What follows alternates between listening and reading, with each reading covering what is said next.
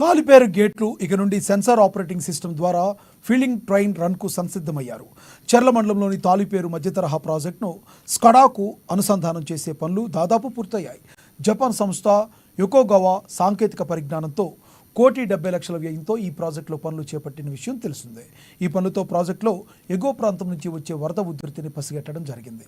గేట్లను ఆటోమేటిక్ విధానంలో నిర్వహించడం వంటి నూతన సాంకేతిక విధానాలు అందుబాటులోకి రానున్నాయి. పనులన్నీ పూర్తి కావస్తుండటంతో స్కడా కంట్రోల్ అండ్ సిస్టమ్ ద్వారా సిడబ్ల్యూసితో అనుసంధానం అవి ఉండొచ్చని తెలిపారు.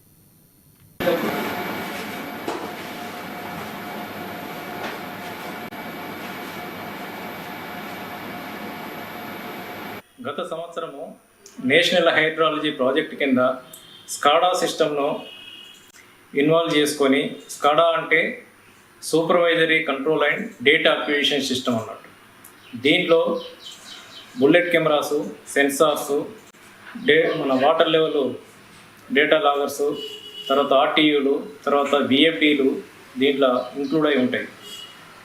మనం దీన్ని ఏంటంటే కంప్యూటర్ ద్వారానే కమాండ్ ఇచ్చుకొని మనం వరదను బట్టి ఏ గేట్ను ఎంత లెవెల్ వరకు లేపాలి అనే దాన్ని ముందే చూసుకొని ఆ ఇన్ఫ్లోస్కు తగ్గట్టుగా మన గేట్లను ఆపరేట్ చేయవచ్చు. దీనికి ఏంటంటే సెంట్రల్ మానిటరింగ్ రూమ్ ఉంటుంది. ఆ మానిటరింగ్ రూమ్లో ఆర్టీయూలు ఉంటాయి. దాంట్లో ఈ కంప్యూటర్లు ఉంటాయి. స్కడా సాఫ్ట్వేర్ ఉంటుంది.